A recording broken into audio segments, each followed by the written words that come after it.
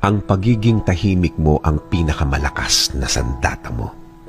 Tama, ang pagiging walang imik mo, ang hindi mo pagpatol, ang pagiging walang kibo mo ang greatest weapon mo.